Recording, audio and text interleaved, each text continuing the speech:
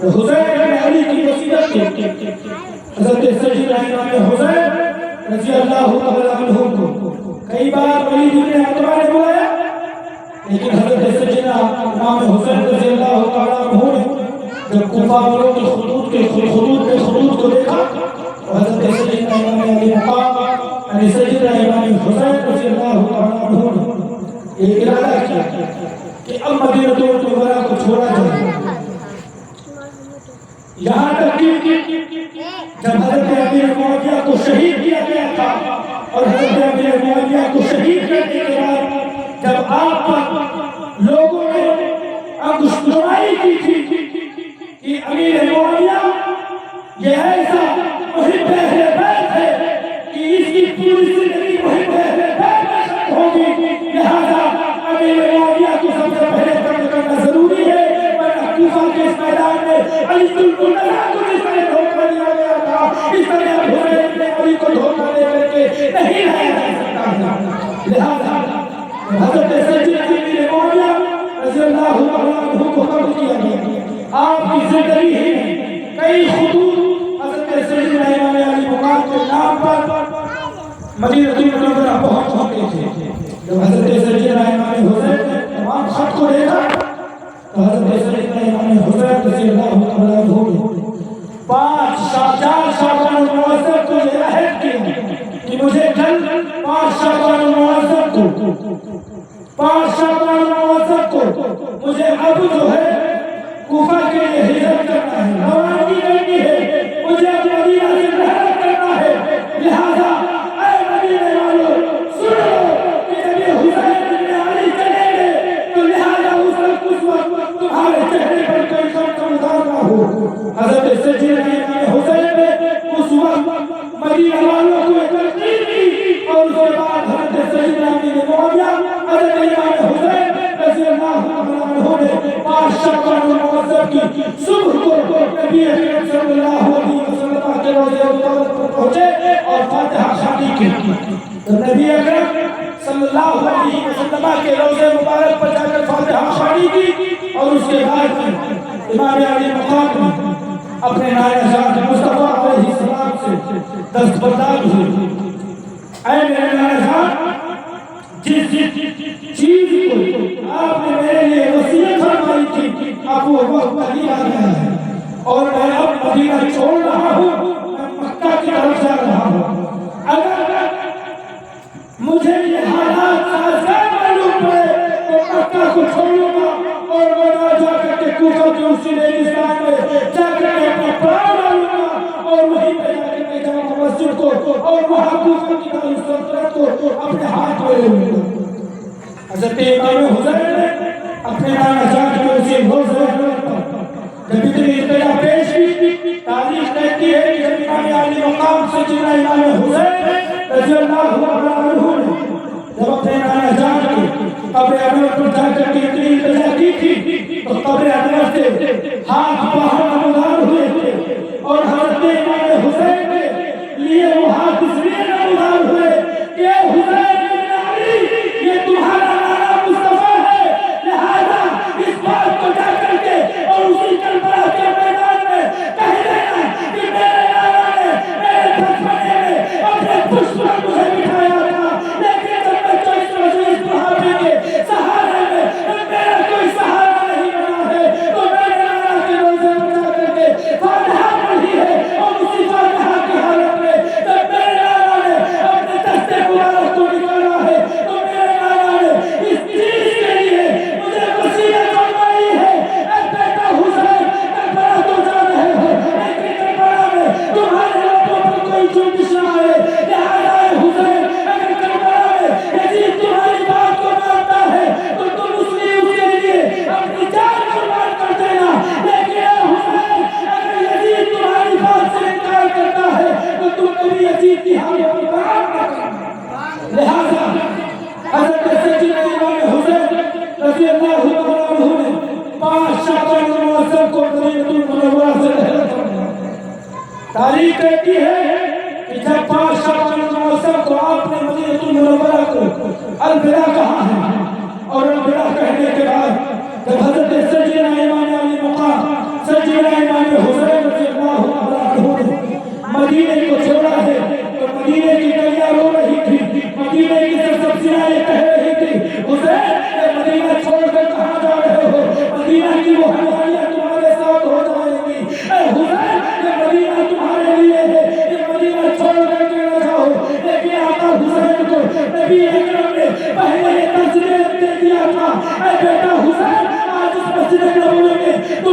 پشت پر بٹھا کر کے 72 تسبیحیں پڑھ رہا ہوں، تو لہٰذا اس سے سبق لے لو کہ جب تم کربلا پہنچو گے تو تمہارے یہی 72 جانشین اسی کربلا میں شہید ہوں گے، اور شہید شہادت اس طرح حاصل ہوگی کہ اسی کربلا کے میدان میں تمہارا سر شہادت کے بعد سب سے بلند ہوتا ہوا نظر آئے گا۔ امام حسین مدینہ چھوڑ دیا، 10 رمضان مبارکہ کو حضرت سیدنا امام حسین رضی اللہ تعالیٰ عنہ مکہ المکرمہ پہنچے، اور مکہ المکرمہ جب پہنچے تو ولید بن عتبہ وہ سارے خطوط پھر بھیجے کے پاس پہنچے، تو ولید بن عتبہ نے اس چیز کو خط میں دوبارہ تحریر کیا کہ جو تم چاہتے ہو کہ سبط رسول سے بیعت لے لو، تو لہٰذا اے یزید حسین بن علی مدینہ چھوڑ کر مکہ چلے گئے ہیں، لہٰذا اب ہماری اس چیز میں گنجائش نہیں ہے، تاریخ نہیں ہے کہ جب آپ مدینہ المنورہ پہنچے، مکہ المکرمہ میں پہنچے، تو آپ نے تمام رشتہ اور تمام محبین نے آ کر کے اکٹھا ہو کر کے حسین اعظم سے کہا تھا، اے آقا حسین، اگر آپ چاہتے ہیں کہ کربلا کی سلطنت و شادیابی دیکھنی ہے تو سب سے پہلے مجھے جانے کی اجازت دے دیں، لیکن آقا حسین نے اس کو فرمایا تھا، اے مکہ والو، اے مدینہ کے رشتہ، تم اسی جگہ ٹھہرو، اس لیے کہ اس کوفہ کے حالات کو کوئی اور نہیں سمجھ سکتا ہے بلکہ اہل بیت ہی کا وہ خاندان کا چشم و چراغ مسلم ابن عقیل کو کربلا جانے کی اجازت دیتا ہوں۔ مسلم ابن عقیل کربلا جائیں گے، اور کربلا جا کر کے مسلم ابن عقیل اس کوفہ کے حالات کو معلوم، لہذا حضرت مسلم ابن عقیل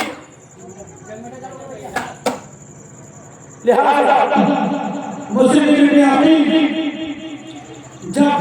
کوفہ کے لیے روانہ ہوئے تو آپ کوفہ کے میدان میں کوفہ کی جامع مسجد میں 16 شوال المحرم کو آپ نے کوفہ کے اس جامع مسجد میں آپ جا کر کے پہنچے، اور پہنچنے کے بعد جب دیکھا کوفیوں نے یہ مسلم ابن عقیل آ گئے ہیں، تو مسلم ابن عقیل کے ہاتھوں پر 12,000 لوگوں سے زائد کوفی جو تھے، انہوں نے ایک بار ایک وقت ایک ہفتے کے اندر حضرت مسلم ابن عقیل کے ہاتھوں پر 12,000 کوفیوں نے امام علی مقام کے نام پر بیعت کی تھی کہ مسلم ابن عقیل یہ بیعت جو ہے حسین ابن علی کے لیے ہے، اور تمہارے ہاتھوں پر یہ بیعت میں کر رہا ہوں۔ حضرت سیدنا امام مسلم ابن عقیل نے جب دیکھا یہ تو کوفہ والے بڑے ہی وفادار نظر آ رہے ہیں، یہ کوفہ والے بڑے ہی اچھے معلوم ہو رہے ہیں، امام حسین نے مسلم ابن عقیل سے پہلے ہی کہہ دیا تھا، اے مسلم ابن عقیل، تم کوفہ جا تو رہے ہو لیکن وہاں کے حالات کو پہلے پتا کر لینا، معلوم کر لینا، اور معلوم کرنے کے بعد مجھے خط لکھ دینا، جیسے حالات ہوں گے ہم مکہ سے ویسے روانہ ہو جائیں گے۔ حضرت مسلم ابن عقیل نے 26 شوال المکرمہ 26 16 اور 14 ذی القعدہ کو ایک خط لکھا، اور اس خط میں یہ لکھا کہ حسین ابن علی یہاں کوفہ والے بڑے وفادار ہیں، انہوں نے جو خط میں لکھا ہے اسی طرح یہ میرے ہاتھوں پر آپ کے نام سے بیعت کر چکے ہیں۔ حسین ابن علی اس خط کو پایا تو حسین ابن علی رضی اللہ تعالیٰ عنہ نے مکہ المکرمہ کو خیر آباد کہا،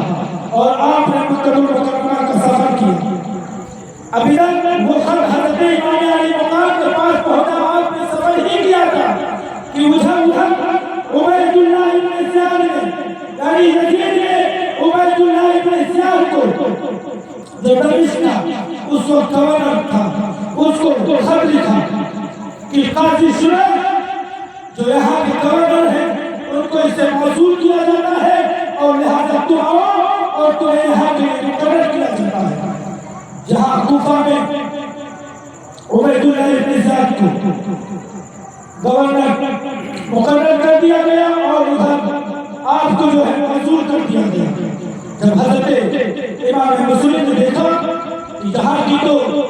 حالات بہت اچھے معلوم پڑ رہے ہیں، آپ نے دوسرا خط سے روانہ کر دیا، حسین بن علی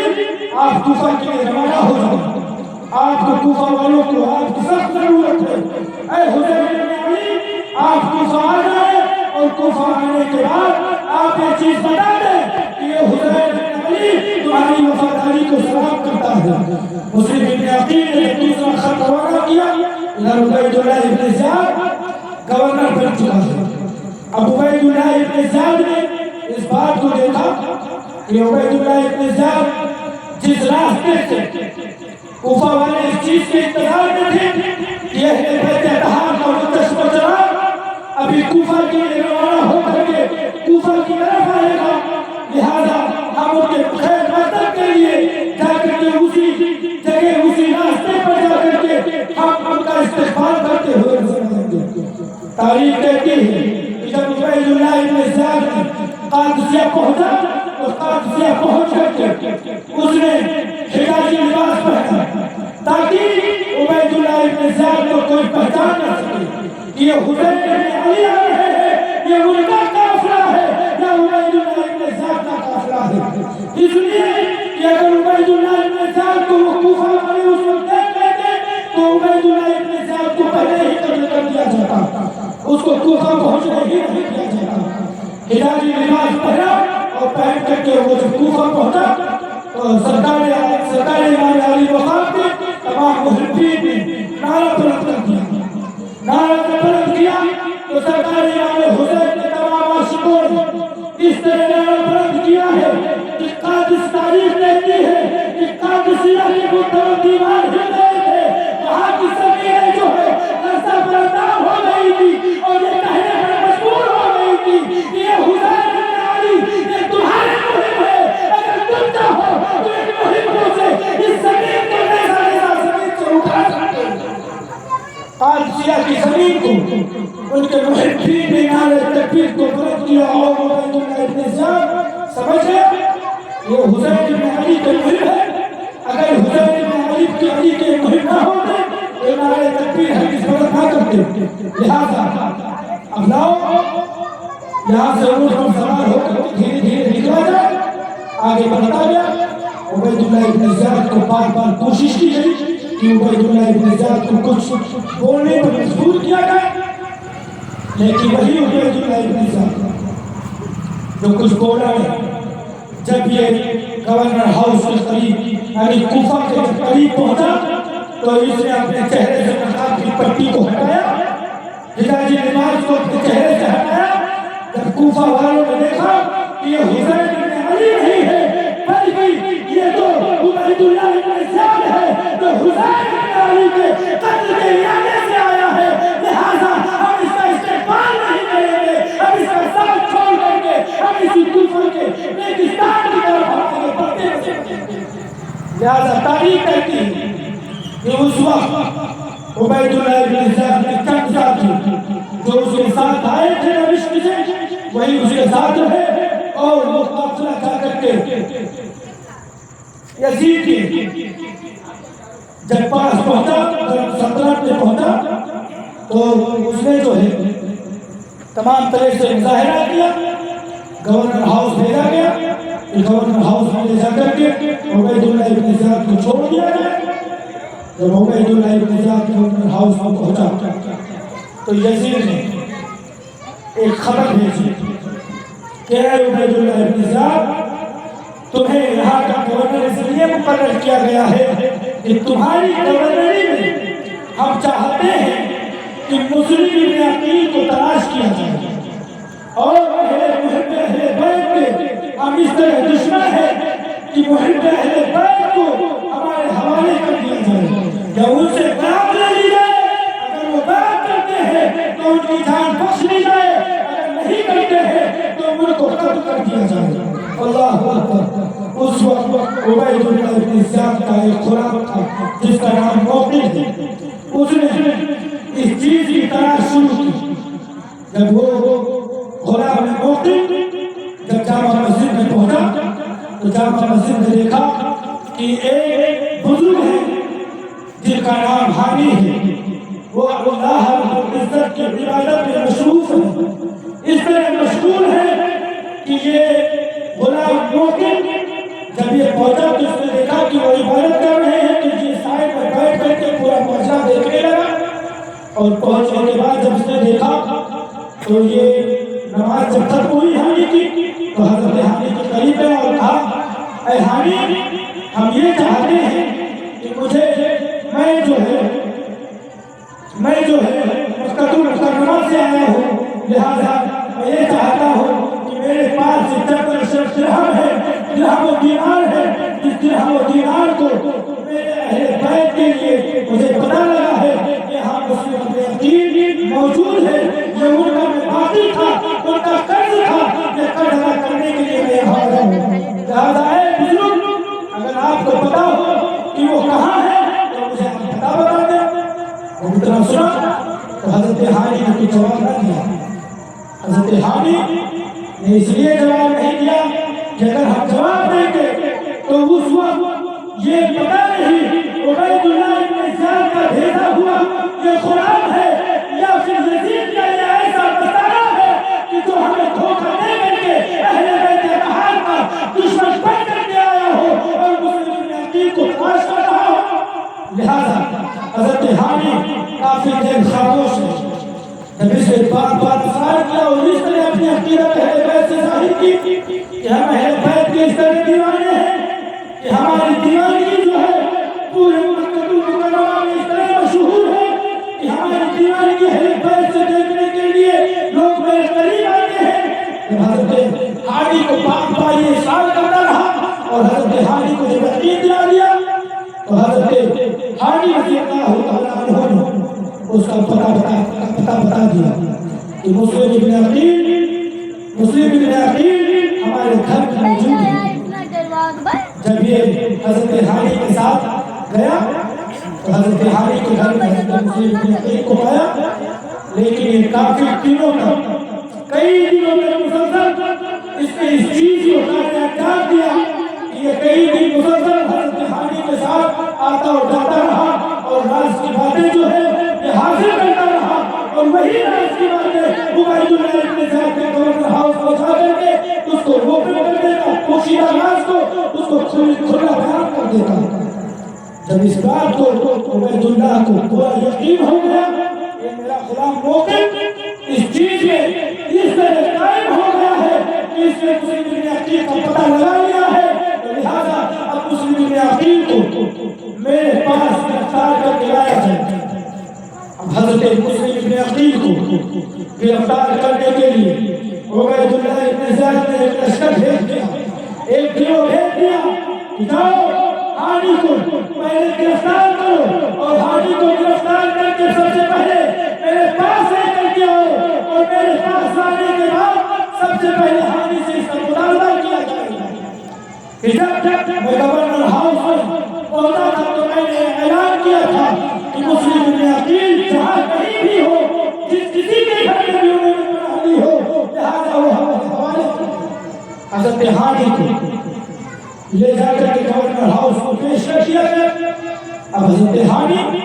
جب گورنر ہاؤس کو پیش کیے گئے، عبید اللہ ابن زیاد نے کئی مرتبہ اس بات کو پوچھا تو حضرت حانی نے اقرار نہیں کیا، نہ اقرار کرنے کی وجہ صرف یہی تھی کہ ادھر محب اہل بیت ہے اور مسلم ابن عقیل کا اگر پتہ بتا دیں گے تو عبید اللہ ابن زیاد جنت کی تلوار ہوگی اور مسلم ابن عقیل کا سر مبارک ہوگا۔ حضرت حانی نے کافی کوشش، لیکن حضرت حانی رضی اللہ عنہ جب عبید اللہ ابن زیاد نے ٹنٹی سے مارنا شروع کیا، چھڑی سے اس طرح مارنا شروع کیا کہ تاریخ کہتی ہے کہ حضرت حانی کے چہرے پر اس طرح مارا گیا کہ چہرہ حضرت حانی کا زخمی ہو گیا۔ حضرت حانی کا جب چہرہ زخمی ہوا تو حضرت حانی سے پھر پوچھا گیا اے حانی یہ بتاؤ تمہارے گھر کا مسلم ابن عقیل ہے، کیا تم نے پناہ دی ہے؟ تو حضرت حانی نے کہا نہیں۔ پھر حضرت دیا، لیکن جب وہی عبید اللہ ابن زیاد کا غلام موقف جب قریب پہنچا سامنے لا کر کے کھڑا کر دیا گیا تو حضرت ہانی کی بولی ہی غائب ہو گئی کہ اب ہم بولیں گا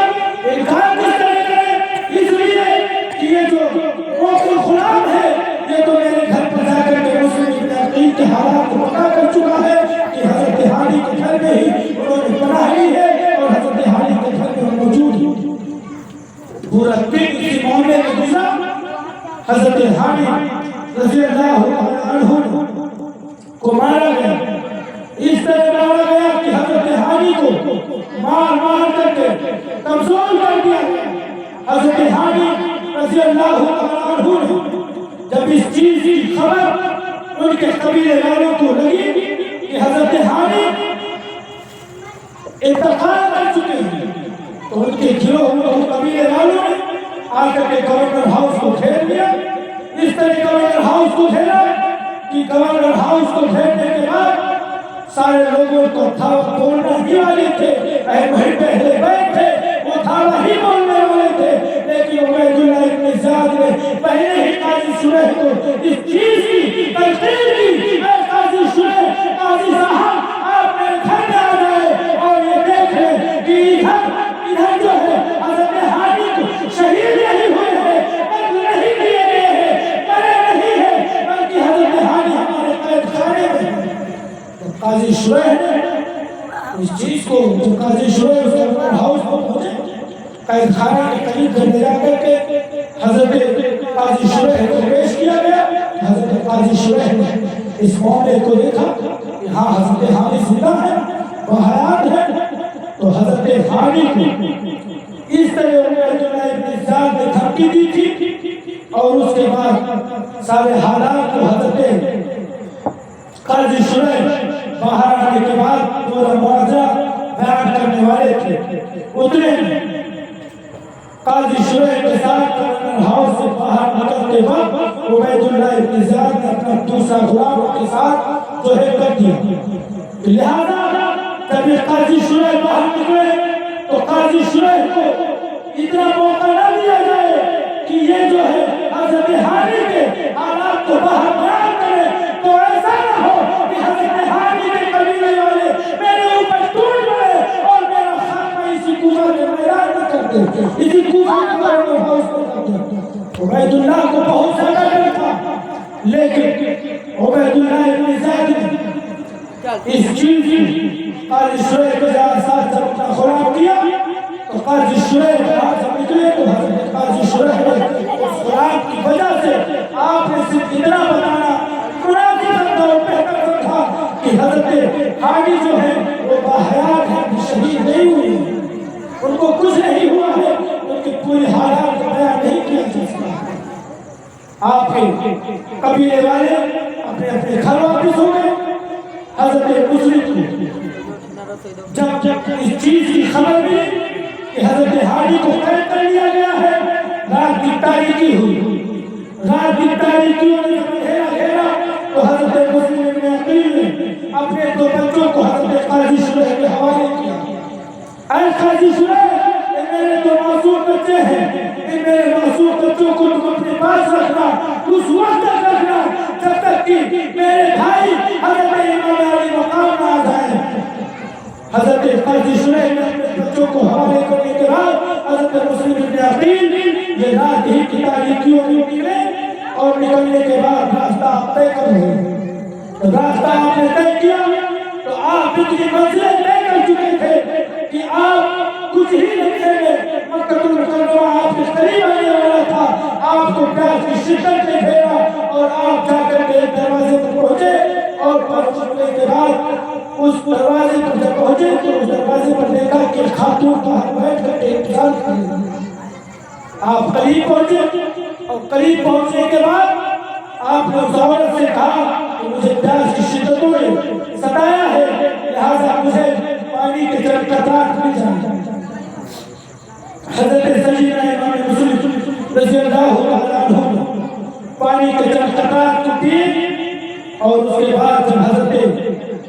امام مسلم نے پانی پی لیا اور پینے کے بعد جب وہ عورت گھر کے اندر داخل ہوئی تو وہ جو گھر کے اندر اپنا سامان رکھ کر کے پھر باہر آئے تو اس نے آ کر کے کہا اے مسافر تمہاری پیاس بجھ چکی ہے لہذا تم اپنے ہاتھ سے جاؤ یہاں تم کس لیے بیٹھے ہو حضرت امام مسلم فرماتے ہیں اے خاتون کیا تجھے پتہ نہیں ہے کہ مجھے کون پھیرا ہے اور میرے سب نے مجھے اس طرح پھیر کر کے مجبور کر دیا ہے کہ اب مجھے اس چیز کا راستہ بھی نہیں دکھائی دیتا کہ میں اب جاؤں تو کہاں جاؤں اب میں بھٹکوں تو کہاں بھٹکوں حضرت مسلم سے جب اس خاتون نے پوچھا کہ آخر معاملہ کیا ہے تو حضرت امام مسلم اس عورت سے پہلے اس کا نام دریافت کیا تو پتہ چلا کہ اس خاتون کا نام توعہ تھا توعہ تھا اس خاتون نے اپنا سارا ماجرا کہہ سنایا تو اس امام مسلم نے پورا حال اس خاتون سے کہا اور کہنے کے بعد وہ توعہ جو ہے اہل بیت کی جو محبت تھی اسے اپنے خاص کمرے میں لے جا کر کے حضرت مسلم کو بستر لگایا اور بستر لگانے کے بعد وہاں آپ کو بھیج دیا گیا جب آپ وہاں پہنچے آپ آرام کرنے لگے اسی مابین حضرت توعہ کا بیٹا جو شرابی تھا نکما تھا وہ آیا اور حضرت توعہ کو بار بار ان کے کمرے میں خاص کمرے میں جاتا ہوا دیکھا تو وہ کشمکش میں تھا یا آخر میری ماں توعہ تو ہے کہ کبھی اپنے خاص کمرے میں 2 سے 3 مرتبہ اور اتنی مرتبہ کبھی نہیں آتی جاتی تھی آخر وجہ کیا ہے بیٹے کا سوال کرنے پر حضرت توعہ بولی کہ ہاں اس کمرے میں کوئی خاص ہے تو حضرت مسلم ہے اور حضرت مسلم جو ہے یہ کوئی اور نہیں ہے یہ محب اہل بیت ہے اہل بیت کے مقدس مجران ہے جن کی جان آج چوکھٹ پر پڑی ہوئی ہے جب حضرت توعہ نے اپنے بیٹے سے کہا تو رات کی تاریکی جب چھٹی رات کی تاریکی چھٹنے کے بعد توعہ کے بیٹے جب گھر سے نکلا تو جا کر کے اس کی خبر عبید اللہ ابن زیاد بن خراب کو دی جاؤ عبید اللہ ابن زیاد سے کہہ دو کہ حضرت مسلم ہمارے گھر موجود بہت سارے انعامات رکھے گئے تھے کہ جب یہ آئیں گے تو ان کو جب گرفتار کیا جائے گا ان کو جب گرفتار کر لیا جائے گا اور گرفتار کرنے کے بعد جب ان کی زندگی دیکھی جائے گی تو ان کی زندگی کو تبدیل کر کے لہذا ہم کو قتل کر دیں گے سارے اسی شرابی بیٹے نے یہ معاملہ کیسے آیا عبید اللہ کی بات عبید اللہ کے اسی گورنر ہاؤس میں سارا معاملہ پہنچا تو سارے راجر پہنچنے کے بعد عبید اللہ ابن زیاد نے ایک لشکر حضرت توعہ کے گھر کی طرف بھیج دیا اب ادھر حضرت امام مسلم کو خبر بھی نہ ہوئی کہ عبید اللہ ابن زیاد نے اپنے لشکر کو توعہ کے گھر کی طرف بھیجا ہے اگر خبر ہو جاتی تو حضرت مسلم گھر سے باہر نکل پڑے ہوتے عبید اللہ ابن زیاد دھوکہ دے دیا اور دھوکہ دینے کے بعد اسی توعہ کے گھر جب پہنچے تو توعہ کے گھر اس طرح تلواریں چلی ہیں اس طرح جنگ ہوئی ہے کہ حضرت امام مسلم کے اسی جنگ میں آپ کے ہوٹل مبارک کٹ گیا ہے آپ کے دو دروازے مبارک شہید ہو گئے ہیں اور اس چیز کو اسی حالت میں حضرت امام مسلم کو گورنر ہاؤس میں گرفتار کر کے لایا گیا ہے اور گورنر ہاؤس میں لانے کے بعد جب آپ دروازے سے داخل ہوئے تو حضرت امام مسلم نے پانی کے جذبات مانگے اے عبید اللہ ابن زیاد کے لشکریوں مجھے پانی کے جذبات دے دو اس لیے کہ مسلم ابن ابی عقیل کے حالت سوکھ رہے ہیں یا اللہ مجھے پانی کے جذبات مل جائے تو مسلم ابن عقیل کے حالت جو ہے نم ہو جائے پھر ان سے باتیں کی جائیں گی لہذا اسی طرح سارے معاملات سامنے آتے ہیں کسی غلام نے پانی نہیں کیا آخر کا عبد صاحب نے کہا اے عبید اللہ ابن زیاد پانی کے جب تقرار حضرت مسلم کو دے دیے جائے حضرت مسلم کو پانی کے جب تقرار دیے گئے تو حضرت مسلم نے جب کٹورا اٹھایا تو حضرت امام مسلم خود بیان فرماتے ہیں تاریخ لیتی ہے کہ امام مسلم نے جب کٹورا ہاتھ میں لیا اور کٹورا ہاتھ میں لینے کے بعد جیسے ہی اس کٹورے کو آپ نے اپنے منہ کے قریب لے جانا چاہا اس کٹورے میں خون کتنے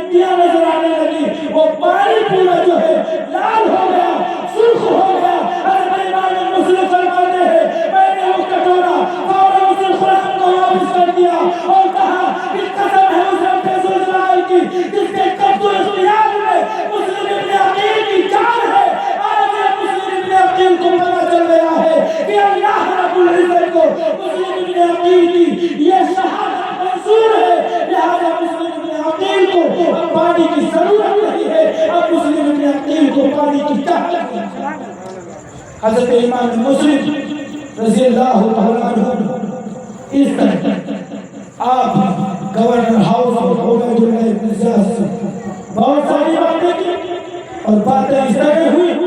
کہ عبید اللہ ابن زیاد بار بار یہ کہتا تھا یزید کی بات کر لو تمہاری جان بخش دی جائے گی،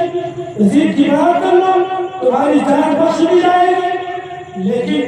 جو اہل بیت کے خاندان کا چشم و چراغ ہو وہ کیسے ایک فاسق و فاسق کے ہاتھ میں ایک شرابی کے ہاتھ پر نہ کرتا۔ حضرت مسلم ابن عقیل نے کہا کہ مجھ سے میری جان کی بازی تم لے سکتے ہو، لیکن اگر یہ چاہتے ہو تو مسلم ابن عقیل سے اگر تم یزید کی بات چاہتے ہو تو یہ ہرگز نہیں ہو سکتا۔ اس لیے مسلم ابن عقیل اپنے گردن کو، اپنے کلے کو، اپنے سر کو سر سے جدا کروا سکتا ہے، لیکن کبھی فاسق و فاجر کی بیعت نہیں کر سکتا۔ عبید اللہ ابن زیاد نے بات سنی تو یہ خبر یزید کے پاس پہنچایا، اور پہنچانے کے بعد جب یہ خبر پہنچی یزید کے پاس تو حضرت عبید اللہ ابن زیاد نے ارشاد حضرت عبید اللہ ابن زیاد نے کہا کہ اے میرے لشکریوں، اے میرے غلاموں، لہذا تم حضرت مسلم کو چھت کے اوپر لے جاؤ اور اسی چھت کے اوپر سے انہیں فوراً نیچے ڈھکیل دیا جائے تاکہ ان کی ہڈیاں چکر چور ہو جائے اور کسی نے یہ دیکھنے کی جرات نہ ہو کہ اگر یزید کی ہاتھ پر تو بات نہیں کرے گا، لہذا اس کا حال مسلم ابن عقیل کی طرح کیا جائے گا۔ اب حضرت امام مسلم کو اسی گورنر ہاؤس کے کوٹھے پر چڑھایا گیا، آپ کے تن مبارک کو، سلسلہ مبارک کو جدا کر دیا گیا، آپ شہید ہو گئے، لیکن حضرت امام مسلم ابن عقیل کو گورنر ہاؤس کے کوٹھے پر چڑھایا گیا، اور کوٹھے پر چڑھانے کے بعد حضرت امام مسلم کو اسی کوٹھے کے اوپر سے دھکیل دیا گیا، ان کو نیچے پھینک دیا گیا کہ یہ مسلم ابن عقیل ہیں،